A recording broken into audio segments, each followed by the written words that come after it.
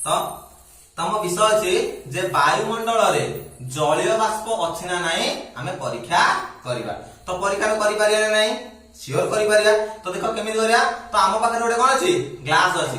तो a glass जाक हम कहै जे भलसे पोछि देइ जे बुझि बजने। तो बर्तन आकु छुआ एठै या चारि पटे पानी लागि छि कि छुआ समझते पानी लागि छि कि पानी लागिनी बुझि बजना ने ता माने पूरा संपूर्ण सुखिला अछि ग्लास टी हैला।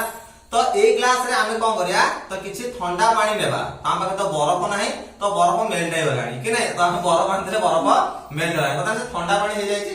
तो ए ठंडा पानी को आमे करे ए ग्लास भितरे भर्ती करिया कि नै। देखो आमे भर्ती करे एमि चारि पटे कोनसी पानी लागिबो नाही। तो आमे भर्ती कर देले बुझि बजा नै।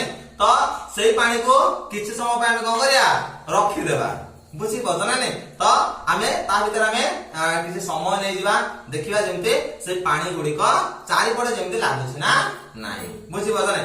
या पूर्व तुम से हाथ मारथिलो जे ग्लास चारि पटे कोन थिला कोनसी प्रकार पानी नथिला पूरा कोन थिला सुखिला हिसाब रे थिला। तो जो वायुमंडल रे जल अछि ना नाही ताको आमे परीक्षा करूचे बुझि बजना नै। तो जो वर्षा होउची तरा कोथि पाए होउची वायुमंडल रे थिबा जल जोगु होउची कि नै। तो जो गच्छ मूर्छ माने अछंती तो से गच्छ गुडी को कहथांती वायुमंडल सब जल छाडंती हैला। तो सेही जल गुडी को कुआडे जाउची से वायुमंडल रे घुरी बोलुची। जेते बेले वायुमंडल कोन होई जाए ठंडा होई जाए हैला। तो जेते वायुमंडल ठंडा होई जाए वायु रे थिबा जल गुडी को जल कणा रे परिणत होई जायंती हैला। तो देखो तो बर्तमान देखो तो बर्तमान हम पाखे कहजी तो पानी हे जाई छी। तो बर्तमान को करिया समस्त हाथ मारो।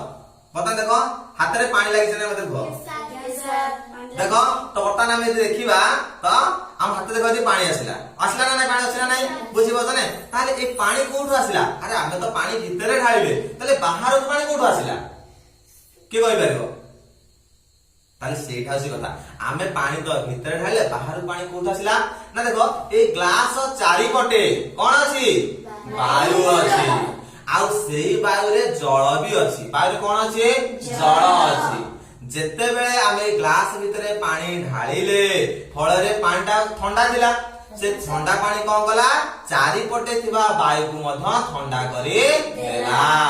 आउ जेते बेले वायु ठंडा होई जाए ताहा जल बिंदु रे परिणत होई जाए। ता माने वायु रे थिबा जल गुडी को जल बिंदु रे परिणत होला आउ सेही जल बिंदु गुडी को हम ग्लास चारि पटे लागि गला। ताले तमे कोन बुझिले जे हम वायुमंडल रे मध्य जल रही छी।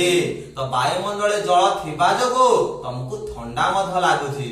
जे वायुमंडल रे जल न थांदा आ तुमको गरम लागि थांदा बुझी पालो। तो तेथरा हम परीक्षा करी कोन बुझिले जे वायुमंडल रे जल अछि बुझी पालो समझते। तो कोन